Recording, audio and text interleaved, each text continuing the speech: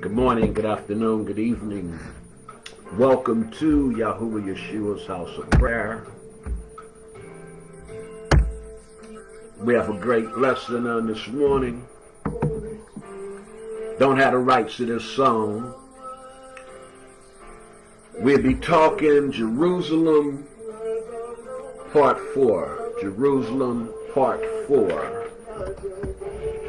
And the title would be Trusting Their Enemies. Trusting Their Enemies. We spoke Jerusalem Part 3 was Israel's deadly wound. So we're going to hear some of this song, and then we're going to go into prayer and get into this word. Speak to my heart, Lord. Hallelujah. Speak to my heart now.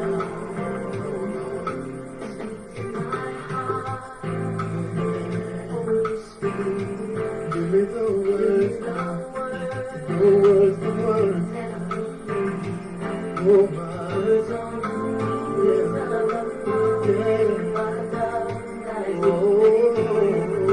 Speak to my heart.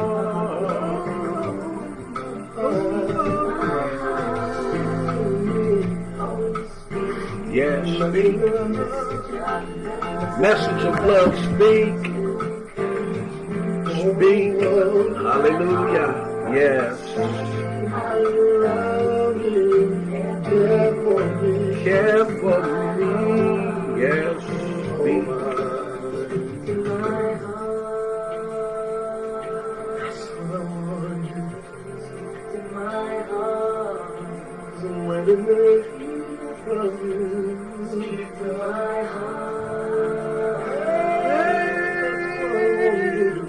Speak to my heart.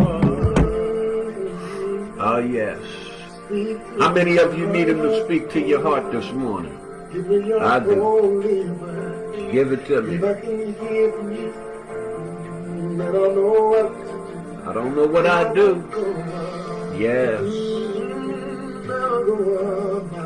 Yes. Dear kind and gracious Father, Abba Yah, we come before your throne humbly but yet boldly, that we might obtain mercy, to find grace to help in our time of need. If you don't speak to our hearts, we will end up listening to the wrong information, accepting the wrong advice, even going in the wrong direction. So, Abba, we pray that you speak to us on this morning.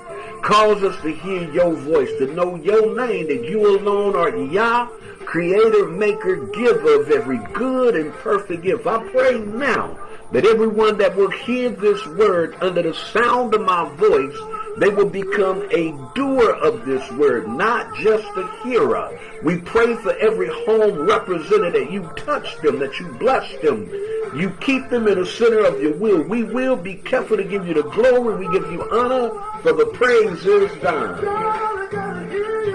I gotta hear your voice. This we ask in the name of your son, Yeshua HaMashiach. So be it. Hallelujah. Yeah.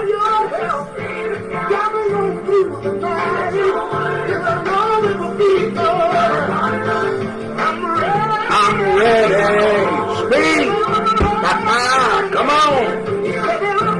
I'm ready. Yeah. Come on. On my own. Hallelujah. Hey. Speak. Talk to me. Come on, talk to me. Yeah, do you need him? You need him to talk to you? Do you need him to talk? Because the problem is he's talking, but we're not listening. We're not listening, and I'm going to prove that through the lesson that we will be talking about today. Again, we're coming out of the booklet, Jerusalem and Prophecy, and we dealing with part number 4. Part number 4. But before I go there, I thought I wanted to hear another, so I think we can just go to work, huh? We can just go to work. I don't need to play another song. Man, but I was going to play, build a fence all around me every day. Yeah, how many of us know we need Jesus, Yeshua, Jesus Christos, to build a fence all around us every day. Wherever you going, whatever you doing, you need him to build that fence. Again, we coming out of the book, Jerusalem and Prophecy, and last week's lesson, part 3, was Israel's deadly wound. So before I go any further into this lesson, there's a recap that I need to bring over into this lesson, because there was some juicy tidbits that was spoken that you gotta hear again. It'll help shape the narrative of what the book is talking about, what has transpired in the world and the powers that be that has made this happen. Man, when you study and you study correctly, the Most High, oh, he blesses. Look what it says. The prophecies about the end time Israel are primarily focused on these 3 nations. What are the 3 nations? The United States, Britain, and Israel itself. The United States and Britain were both instrumental, hear this, in pressuring Israel to give the Sinai back to Egypt. Now, for those of you that do know and those of you that don't, I'll just recap. Remember, Mount Sinai is where the children of Israel came into the land, and they were there, and Moses went up into the mountain, got the 10 Commandments, came back down, and he shared with them what the Most High wanted them to do, needed them to do, asked them to do, and told them, this is how you shall live. We heard him, but did we really? Because they said they cut up, made a golden calf right after coming out of Egypt, built a golden calf, and Moses came down and threw the tablets, and that was chaos. But this sacred land that the Most High himself was dwelling on, Israel listened to America, Great Britain, and a few other countries in giving away this holy parcel of land. Look what it says. Prophecy states that these 3 nations, Israel, the U.S., and Britain, will be conquered together just before Yeshua returns. That's in Hosea 5:5. Why are these 3 nations in such serious trouble today? Giving the Sinai back to Egypt is at the heart of their problems. If the Most High were to give me the Sinai, I would never give it away unless he commanded it, which I'm quite sure he never would. The whole world could not influence or force me to do so. That's what they say. But being under so much pressure, dealing with their enemy in Palestine, this is why this has happened. They giving away land. They thinking that if they give away land, then the Arabs and the Palestinians will be their friends. No, it has not worked since then, and it's not working now. Today's lesson, we're dealing with Jerusalem in Prophecy, part number 4. The title is Trusting Their Enemies. Now, yeah, you know what? Okay. See, that there is something that has happened in this land they call Israel. Something took place concerning the people that were living there versus the people who are living there right now. For some of you that follow me, you know, I read from this book before, Arthur Koestler, that's his name, Arthur Koestler. He's the author of the book, and it's called the 13th tribe. But there's a portion that he writes in this book which is eye-opening and jaw-dropping. And I got to read that so you can understand again the history behind what's going on, that's happening right there, right now, in order to see through the lenses more clearly. You know, like your glasses, when they get dirty, what you do? You clean them.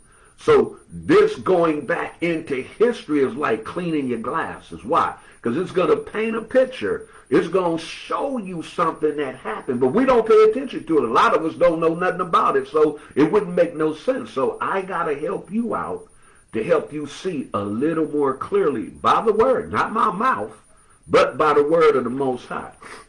So this is something that takes place in history.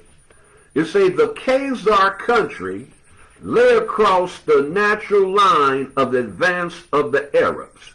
Within a few years of the death of Muhammad, A.D. 632. Y'all know who Muhammad is, right? Yeah, you know Muhammad. Where's my glasses? Hold on, got a chain. Yeah, Muhammad is the one who founded the Nation of Islam, the teaching. He dies in 632, right?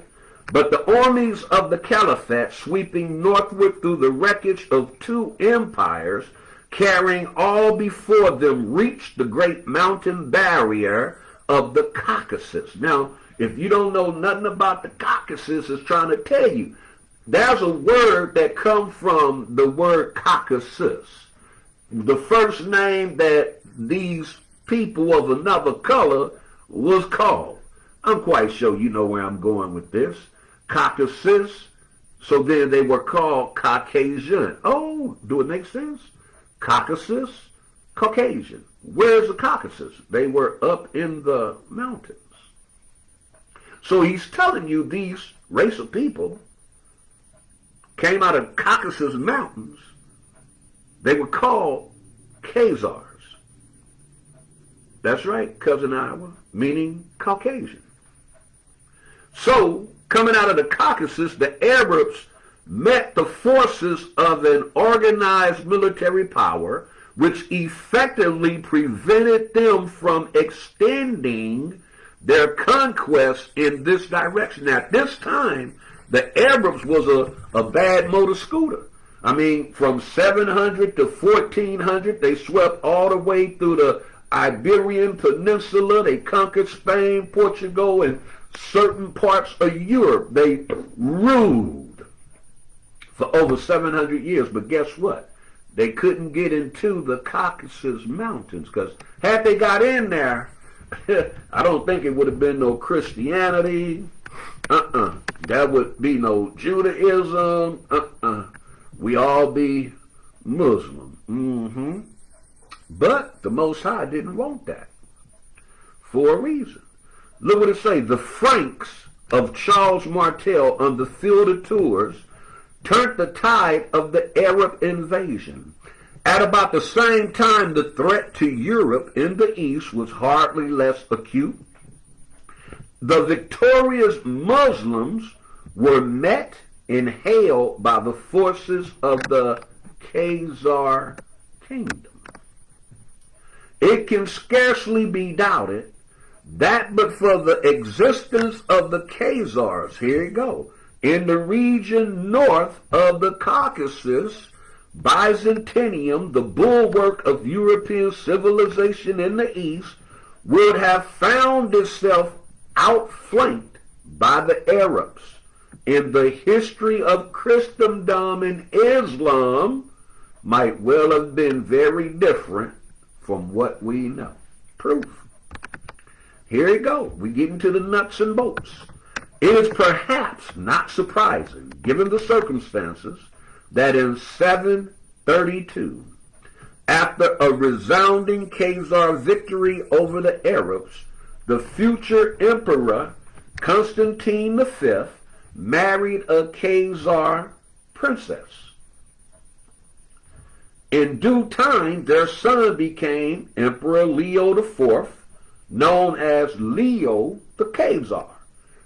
going somewhere with this. Ironically, the last battle in the war, AD 737, ended in a Khazar defeat. They lost. But by that time, the impetus of the Muslim holy war was spent. The caliphate was rocked by internal dissensions. The Arab invaders retraced their steps across the Caucasus without having gained a permanent foothold in the north, whereas the Khazars became more powerful than they had previously been. For some reason unknown, even though they lost, they became more powerful in their loss. Because why? They repelled the Arabs from gaining a foothold in that part of Europe. But wait, it gets better. A few years later, probably AD 740, the king, his court, and the military ruling class embraced the Jewish faith. Wait a minute. These people that's living in the Caucasus Mountains, called Khazars, embraced the Jewish faith.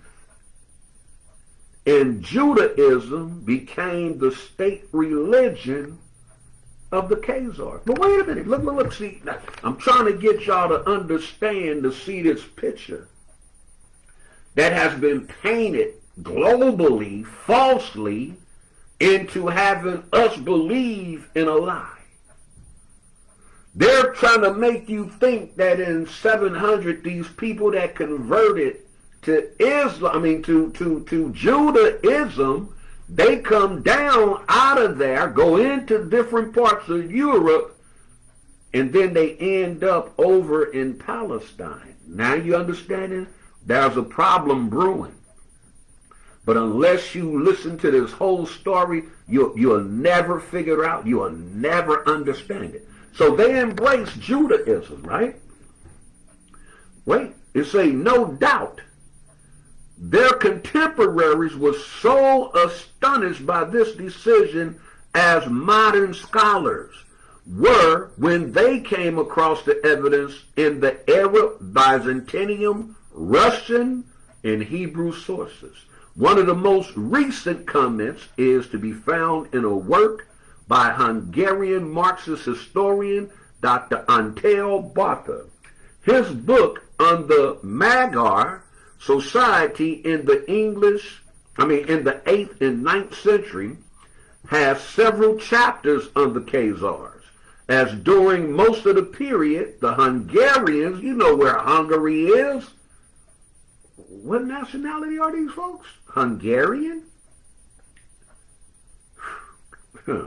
They were ruled by them. Yet their conversion to Judaism is discussed in a single paragraph with obvious embarrassment. It reads, "Our investigations cannot go into problems pertaining to the history of ideas, but we must call the reader's attention to the matter of the Khazars' kingdom state religion.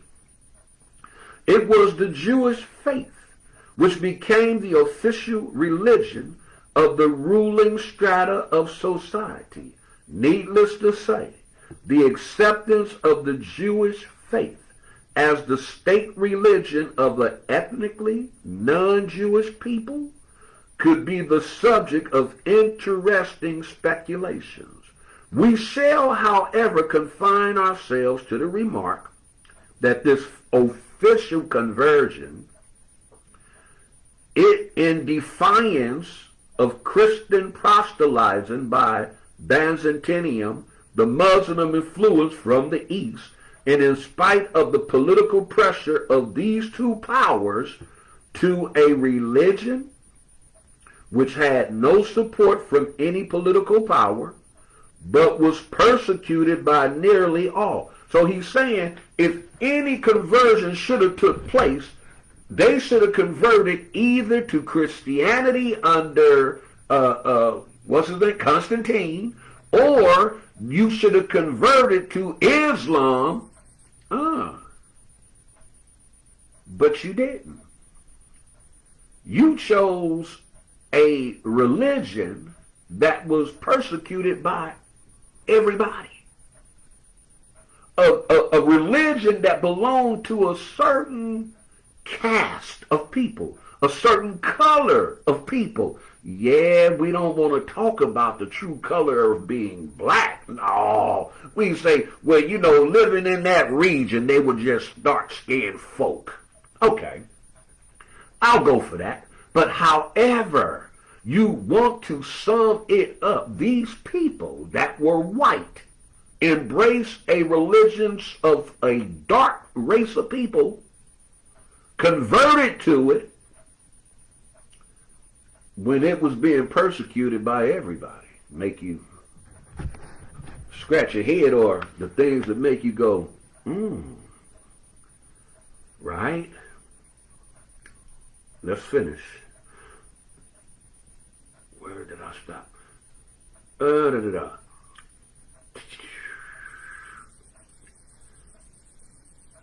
We shall, however, confine ourselves to the remark that this official conversion, by defiance of Christian proselytizing, remember, Christian proselytizing, they didn't do Byzantium, they didn't do the Muslim influence from the East, and in spite of the political pressure of these two powers to a religion which had no support from any political power, but was persecuted by nearly all, has come as a surprise to all historians concerned with the Khazars, and cannot be considered as accidental. This was not an accident, y'all, but must be regarded as a sign of the independent policy pursued by that kingdom, which leave us only slightly more bewildered than before.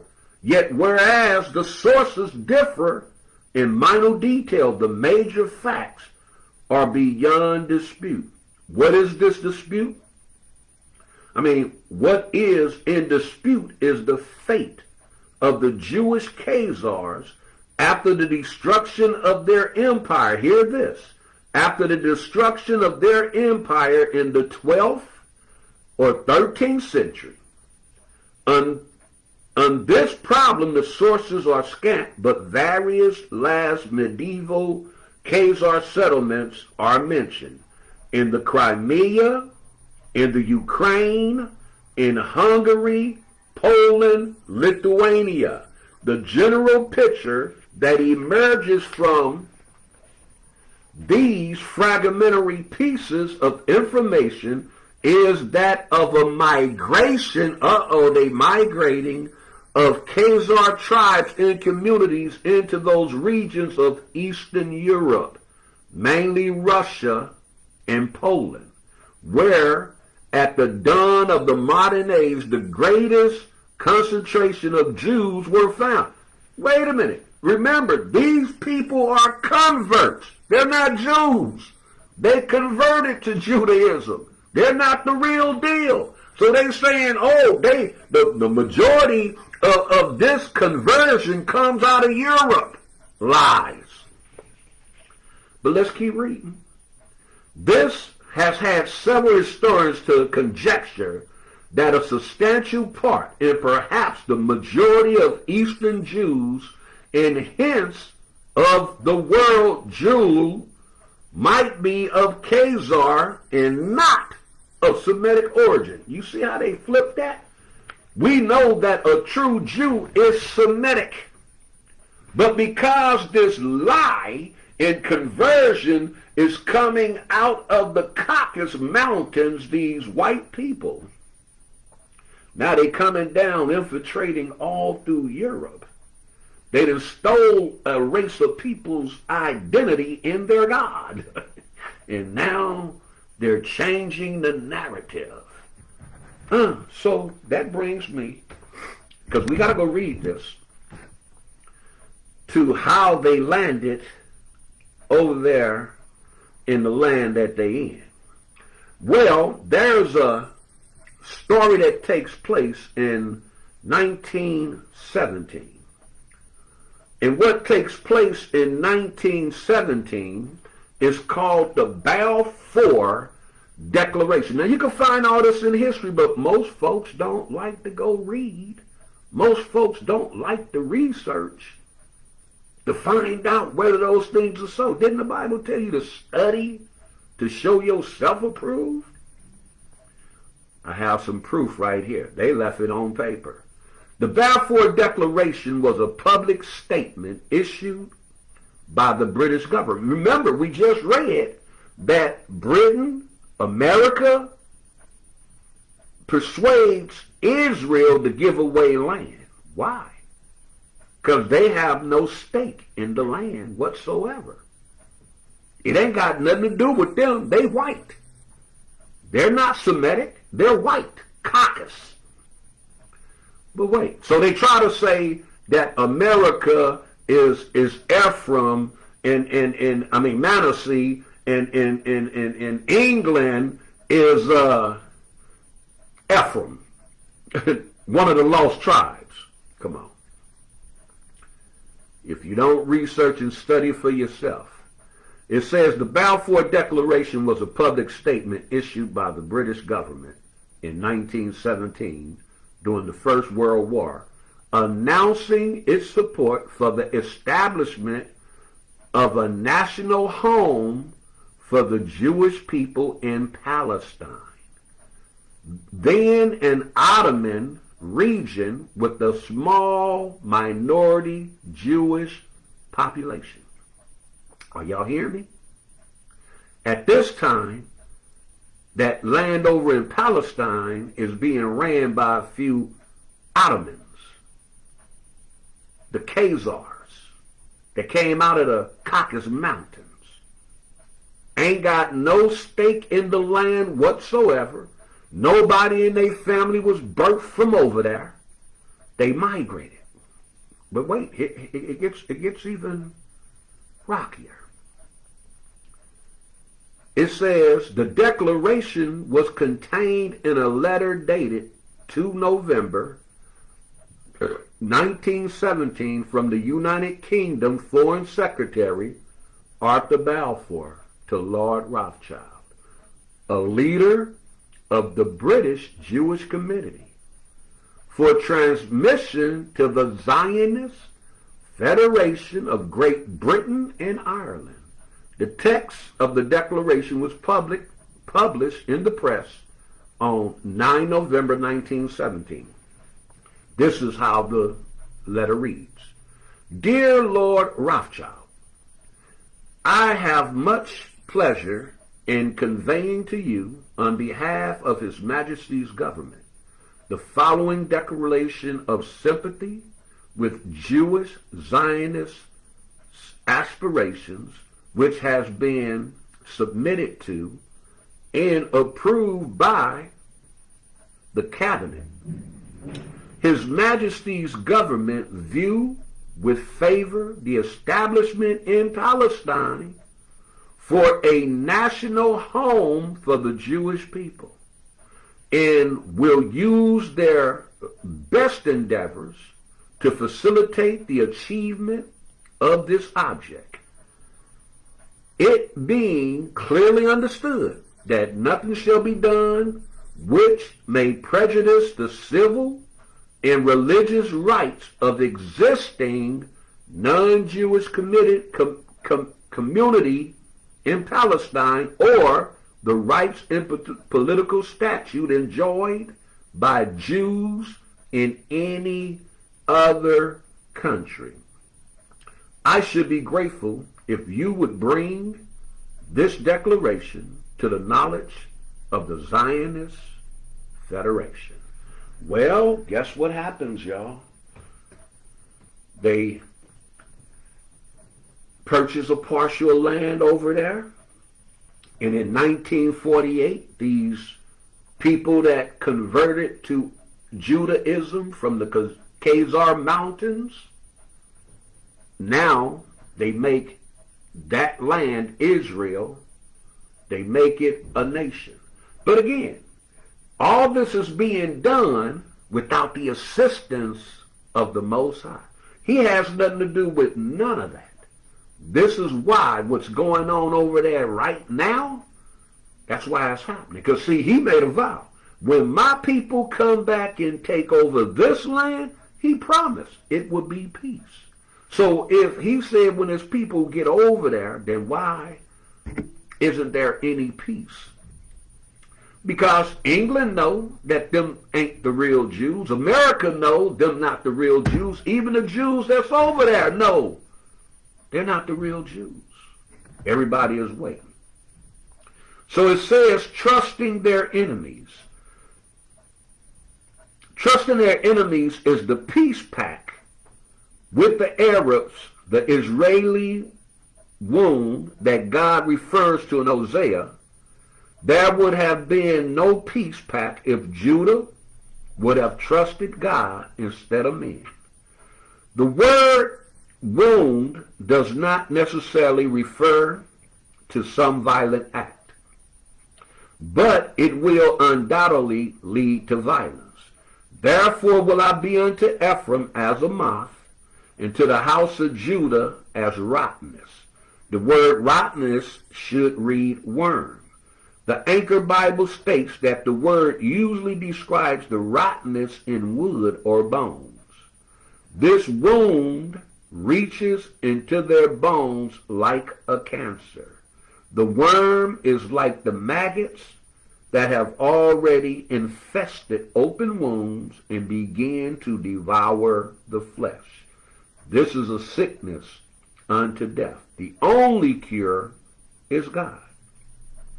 The word wound in Hosea 5:13 means bandage.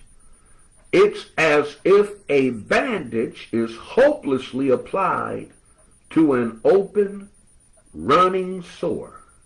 From the beginning of the peace process, the Jews have looked to men, often their enemies, for help, and not God. This is the unseen wound.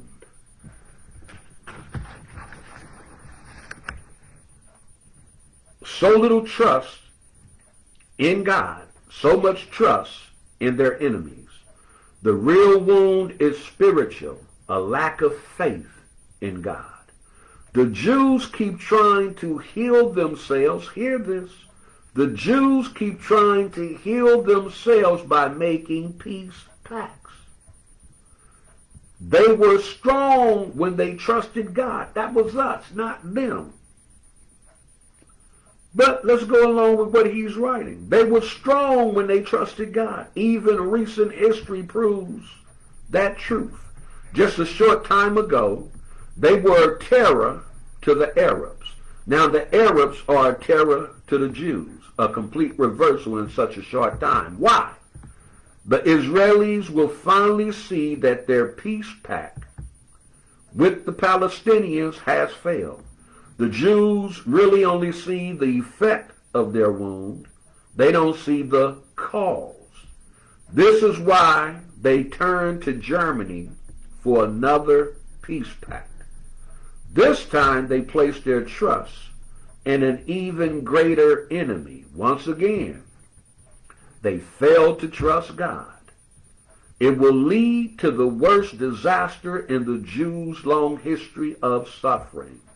The lesson still has not been learned. God is going to teach them emphatically about what their wound is and what the real solution is. Well, we know the Most High is the solution to any problem that we ever will have. But if we don't put our trust and confidence in Him, then we would do like others. You know, some people, to handle their problem, they turn to drugs.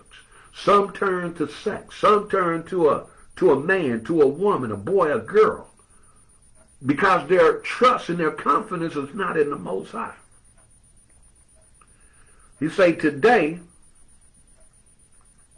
the Jews only see their wound humanly, but even that understanding comes painfully slow. Before this is over, they will see their wound spiritually through God's eyes. Then their wound will be healed, and they will have peace forever. See, that's the point that I'm making. He said when his people goes back into that land, there will be peace forever. So what's going on right now, even in their conversion, now you can convert to, but even in your conversion, you have to live correctly. Those Zionist people that's over there, man, they're the ones making it hard because they don't really believe in God. They believe in Satan, Lucifer, money. Yeah, their trust and confidence is in man, not the Most High. And this is a problem. I told y'all last week when I was going to the dentist, met a girl who was Palestinian. And she explained to me, she said, there's two types of Jews living over there. One is the convert Khazars, and then she said, then the others are the Zionists. Look up the Zionists. See who they believe in, who they trust in. Look it up. Just don't take my word. Look it up for yourself. Today the Jews only see their wound humanly, but even that understanding has come painfully slow. Before this is over, they will see their wound spiritually through God's eyes. Then their wound will be healed, and they will have peace forever. But before that happens, they have to learn the most terrifying lesson of their natural life. The Israelis are trying to negotiate peace with the Palestinians. Many of the Hamas terrorists are Palestinians. In fact, the Palestinian people are their closest friends. The Israelis have given control of Gaza and areas in the West Bank to the Palestinians. The terrorists often operate from under these Palestinian-controlled areas. Nothing new. Ain't nothing new about this. Even America know now. I mean, look what they keep doing. If you watching the news right now, all of a sudden they say they blew up this area because they know this is where Hamas was. But guess what Hamas do? They throw civilians in the fray. Yeah, because they don't care nothing about them. They throw civilians out there to get bombed, to get shot, to get killed. And they switch it out. So by the time you get the news, it look like, oh, we just killed some innocent people. No. They've been operating like that for ever since they've been over there. Nothing new, y'all. Many of the Hamas terrorists are Palestinians. In fact, the Palestinian people are their closest friends. The Israelis have given control of Gaza and areas of the West Bank to the Palestinians. The terrorists often operate from these Palestinian-controlled areas. In 2005, Israel evacuated the 9,000 Jewish residents of the Gaza Strip. They turned the area completely over to the Palestinians, with all Israeli military installations dismantled, troops gone. Terrorists from neighboring Egypt took the opportunity to pour into the area, bringing their weapons along with them. They immediately began using the Strip as a launching ground for rocket attacks, which have continued at a steady pace ever since. In the summer of 2007, the radical terrorist group Hamas staged a violent coup, took over all of Gaza. This gave this terrorist proxy of Iran a toehold right on Israel's doorstep. And if you know anything about Iran, they keep promising they gonna wipe Israel off the face of the map. But Palestinian, the Arabs, gave Iran a foothold right at the doorstep of the Israelis. This is the dangerous result of Israel's policy of trying to reconcile with the Palestinians by giving them land.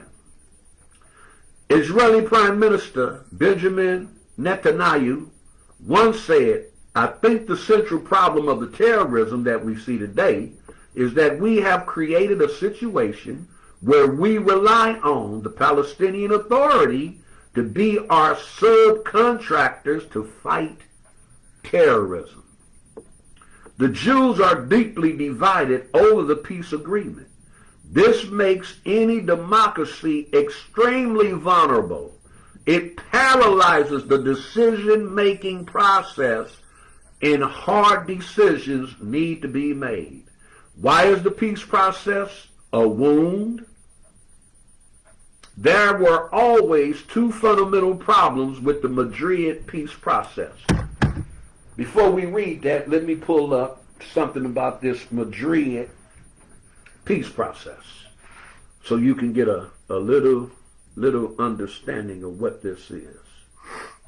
And again, I pulls up this information. I grab it off of Google, and I search through what I want. The peace process. There you go. Madrid Peace Process Conference.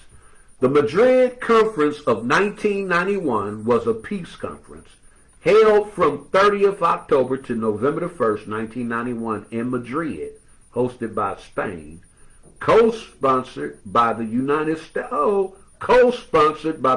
States and the Soviet Union. It was an attempt by the international community to what? Revive the Israeli-Palestinian peace process through negotiations involving Israel and the Palestinians as well as the Arab countries, including Jordan, Lebanon, Syria. On 3 November, the conference was followed by bilateral negotiations between Israel and respectively the joint Jordanian-Palestinian delegation, Lebanon and Syria. Subsequent bilateral meetings took place in Washington starting on 9 December 1991. On January 28, 1992, multilateral negotiation about regional cooperation was started in Moscow, attended by Israel, the Jordanian Palestinian delegation, and the international community, but without Lebanon and Syria. As early as 22 May 1989, the U.S. Secretary of State James Baker stated to an AIPAC audience that Israel should abandon its expansion policies. This remark took many as a signal that the pro-Israel Reagan years were over. After the Gulf War on 6 March 1991, President Bush addressed the Congress in a speech often cited as the Bush administration policy.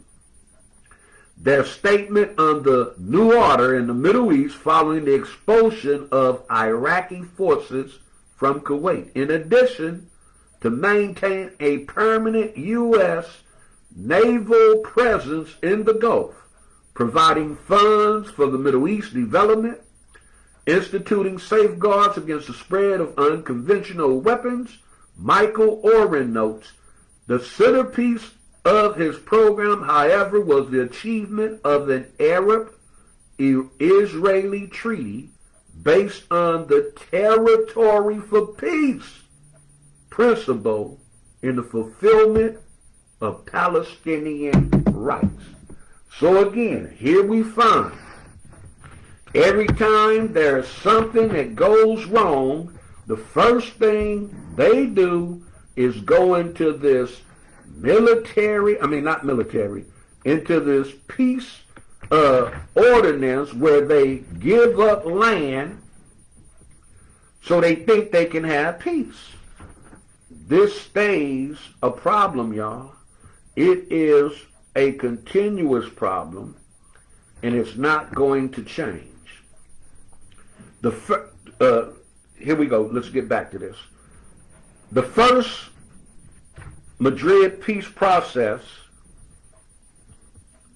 if succeeded, It will leave Israel physically vulnerable without having removed all the causes for war between the Jewish state and its Arab neighbor, thus making war more, not less likely. On the other hand, if it failed, it would have heightened Palestinian expectations only to dash them later, thus making the general atmosphere in the Middle East worse, not better. And that's the tension that you're getting from over there right now.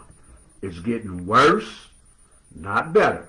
Because after you keep on chiseling out land and they telling you, oh, we want some more land, and you didn't made up your mind, you ain't giving up no more land. Well, you promised. You said in the peace accord, this is what y'all was gonna do, and now you don't want to do it. So now we gotta tear some stuff up, and that's what they're doing over there right now. That's why stuff is constantly being tore up. That assessment has been proved true repeatedly. Every success in this process has weakened Israel. And every failure has ended in an explosion of violence. If the peace process makes violence in war more, not less likely, then it is a wound for Israel. That means by trusting men instead of God, Israel is a loser either way. Another issue of Intelligence Digest, October 4th, 96, said, both prospects are appalling, but they are the inevitable result of the principal delusion underpinning the Middle East peace process, namely that all problems can be solved by negotiations. This is their belief. All problems can be resolved by negotiations. The deadly delusion that all problems can be solved by negotiation is going to lead Israel and the U.S. to disaster. Remember that? Such a philosophy destroys nations. No great nation has ever been built or sustained by such a belief. Any good history book should teach us that. Bible prophecy certainly does. It is philosophy based on weakness. Any powerful nation that reasons from such weakness is plummeting to disaster. You know, that reminds me of, I used to watch way back in the day, the Greek Empire under Alexander, and Helen of Troy, and the Roman Empire, and I would watch them, man. When they go in, he made one of them, even in Shaka Zulu, when he went to go, when Shaka heard that he was the king, his brother was being given the crown, man, he went in there, and just his brother looking at him, fear gripped that dude's heart, and he say, this is what y'all want for a king? And he took off trying to run. Shaka said, no. Kill him. And this is what they do. You cannot operate no kingdom under fear of being weak. And this is where America is right now. So even with Donald Trump get into office, man, that dude fits to spin us out of control. He fits to do it. I keep on telling y'all, we at the brink of it's being over. Because he done made up his mind what he want to do. And guess what? America loves Donald Trump. So whatever Donald Trump want, America fits to give it to him. And what did God say about that nation?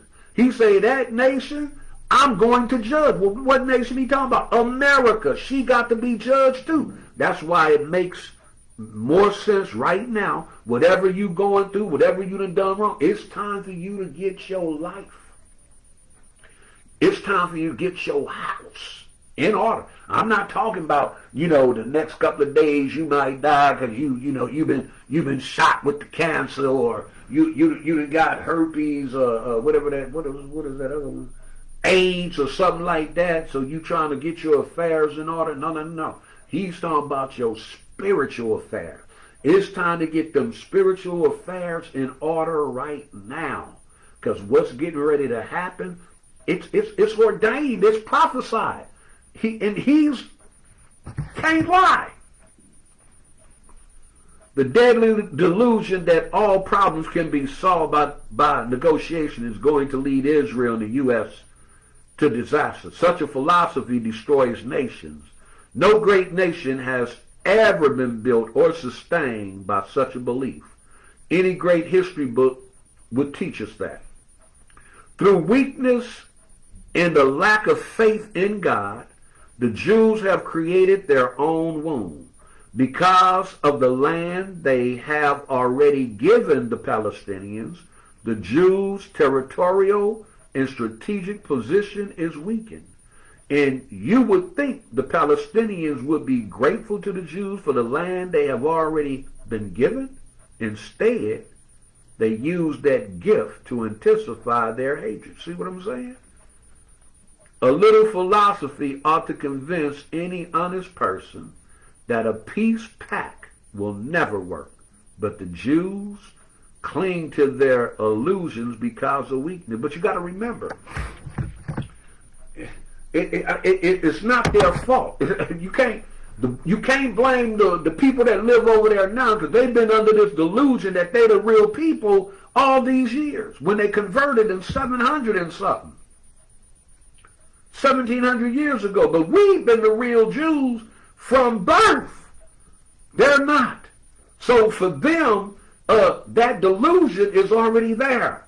So they thinking, hey, in order for us to maintain peace, we're going to have to give away land. Land that don't belong to you. Land that was never yours. Yeah, you didn't live in Israel over 2,000 years ago in AD 30 when Yeshua himself walked on the face of the earth and had to deal with the Roman nails in his hands and in his feet, and then took one in his side, blood and water coming out. You weren't there. Your race of people was not there. But this is the delusion and the lie that has perpetrated since 740 or 38 when they converted to Judaism, as they call it, to becoming a Jew. They converted, and in their conversion, they got some people to help them get land that was not theirs. And this is why there will never be peace. Never be peace until the Most High.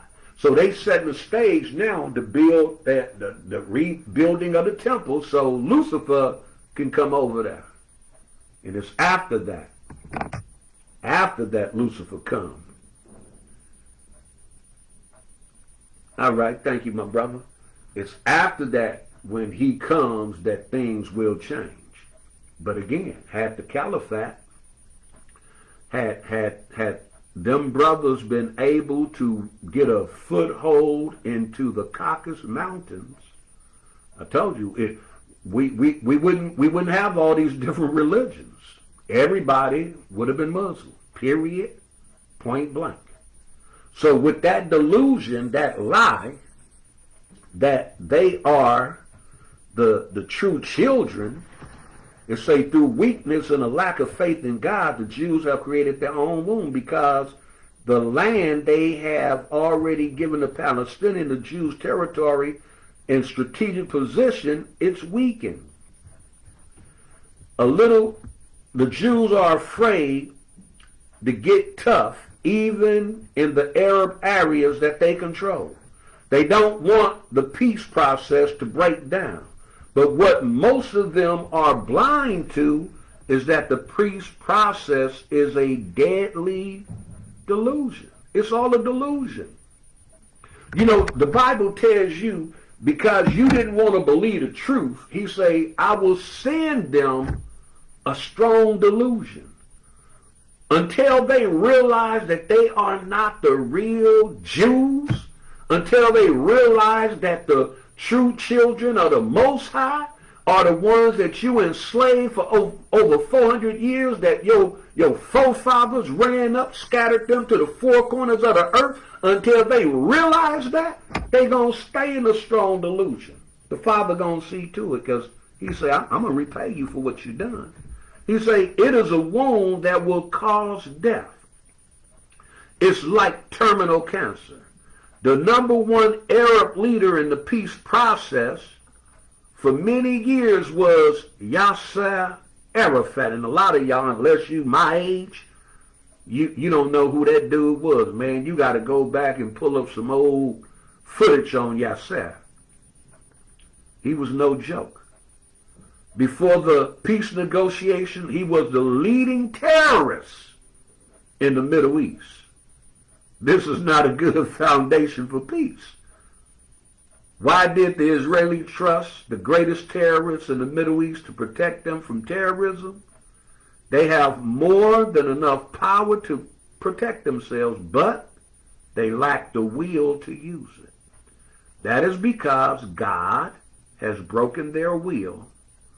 That includes America's and Britain's.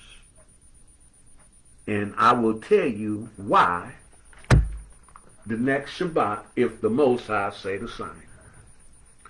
That was so much information in there dealing with what's really going on. And again, I told you, once I went to Europe as a soldier, I'm not going to be too much long. Oh, I got 4 minutes plus. I went over as a soldier, and I got kicked out of the military. And I went back over there because I had a girl pregnant. So I go back over there to do my due diligence as a father, only to get there, and she done married somebody else. So now my whole lifestyle is turned upside down. I'm not in church. I don't know God. Ain't trying to know him. So I reverted back to the lifestyle that I knew, hustling. And I did it for 2.5 years, and I was on the run, and I got tired of running out of money. And I said, forget it. I'm going back to Aschaffenburg. I go back to Aschaffenburg, West Germany. I'm arrested. And they say, we shipping you back to America. I say, I live in Oakland, California. They say, our job is just to get you on American soil. So they dropped me off in New Jersey. Dropping me off in New Jersey, and I'm like, wow. So when I make it back, I start hanging out with the fellas again. We smoking the reefers and popping them pills, man, and, back at the girls, getting back on the grind. And it was through that someone came to the house and said, Mike, you need to come hear this preacher. I had just got beat down by the police. I had a cast on my foot and a neck brace on. And I went and heard the preacher. I don't remember the title of the message, but I used to say it was called Your Arms Were Too Short to Box with God. I don't believe that was the name of it, but that's the mental picture that I took from his message. Everything that he was preaching about, he went through. I'm like, wow, that's what I'm going through. I went home, I took the neck brace off, and I cut the cast off of my leg. Came back the next night, and the next night, and the next night. And the bishop's daughter, Tina, who has been called to eternity a few years ago, came up to me and saw the enthusiasm of the word all over me. She said, brother, all you got to do, pick them up, put them down. I'm like, what? She said, the presence of the Lord is all over you. He want to give you a shout. And man, look here. I watched her picking up her feet, putting them down, And I just start, side by side. Next thing I know, I was carried away. But remember, I just cut the cast off of my left ankle. Didn't feel no pain, but I knew then something happened. Something changed. And from that moment on, the Father always had me engaged into what's going on in Europe and those surrounding countries.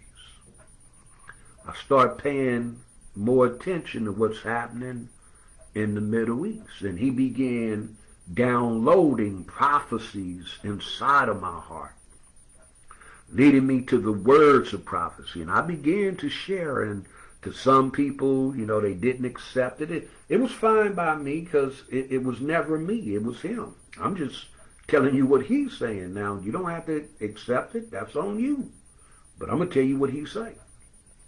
And as I began to watch more emphatically, man, the more he began to download and to show me that there's something wrong with the view that we've been given in the church.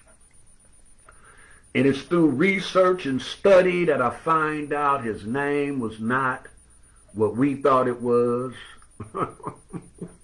Yeah, this is in the 80s. And I'm like, wow. And I'm trying to share that. I'm sharing it as hey, I got some new information. Check it out. Man, people were shutting it down, didn't want to hear, they didn't care.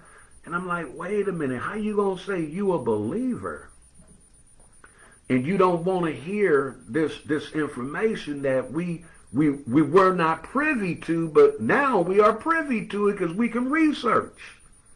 And then one of them was talking about the book of Enoch, and I'm like, wow. So I said all that to say, the more I began to research and study, the more the Father began to lead me in this pathway. The more I began to pay attention again, not just what's going on in America, but I was watching, because that's our guise, our gauge. Our barometer is based upon what happens over there that affects us right here. In America, her hands are so dirty. America, dirty little secret is, like Hitler said, when the people of America find out that they have had in their possession the jewel of God's eye all this time, that's when hell gonna bust loose. Hitler said this, because Hitler know that we are the people of the Most High. He knew that.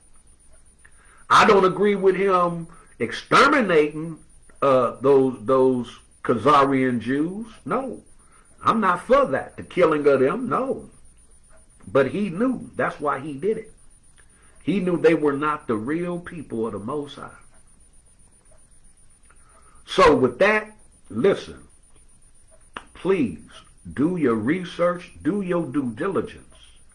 Open up your heart and you seek him for yourself. Don't listen to me.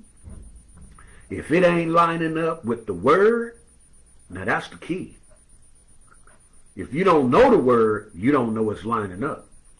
So again, I just don't use the Bible. There's multiple books I read from, grasp from, history books. All of them ain't written by Christians, but I glean from the history that's put in books. And from that, the Father tell me, yeah, you're on the right mark. You're going in the right direction, because there's some stuff in history that you don't even know that took place, and it has. And one of the things was the tragedy that happened to us as a people because of our disobedience. Thank you, Cousin Iowa. Because of our disobedience, some things happen. Things happen around the globe because of disobedience. Things happen everywhere because of disobedience. All the Father ever wanted us to be obedient. That's all. That's why he gave us his commands, for a reason. It teaches us how we should live amongst one another, how we should treat one another, and as well as how we treat ourselves, giving him the utmost respect and reverence. But we don't, because we listen to a man. A man come out, oh, you ain't got to do all that. Okay, well, you don't. I do. Like I tell folks, certain medication is for certain people. That's not prescribed for me. So I got to take the medication that he prescribes for me. And that means, man, if he telling me I need to get my face in the dirt, I'm putting my face in the dirt. If he's saying I need to study that word for X amount of hours, then I need to study that word for X amount of hours. If he's telling me I have to love my brother, then I'm going to love my brother. Period. Point blank. It's just that simple. Without any further ado, the kind, gracious Father, Abba, Yah, we thank you for your word that have gone forth. We pray that it fell upon good ground, springing to everlasting life. We pray as we get ready to depart off of here, that we don't depart from your presence, but that you bring us back at your appointed time. For every home represented, for every person listening, I pray peace and prosperity in their homes. I pray that you will shield and protect them from hurt, harm, and danger, but most of all, you keep them in the center of your will. And we will be careful to give you glory, we give you honor, for the praise is already thine. This we ask in the matchless name of your only begotten, Yeshua HaMashiach. With that, be blessed, stay safe, stay in the race, continually seek his face, enjoy the rest of your day. Peace and blessings. Shabbat Shalom.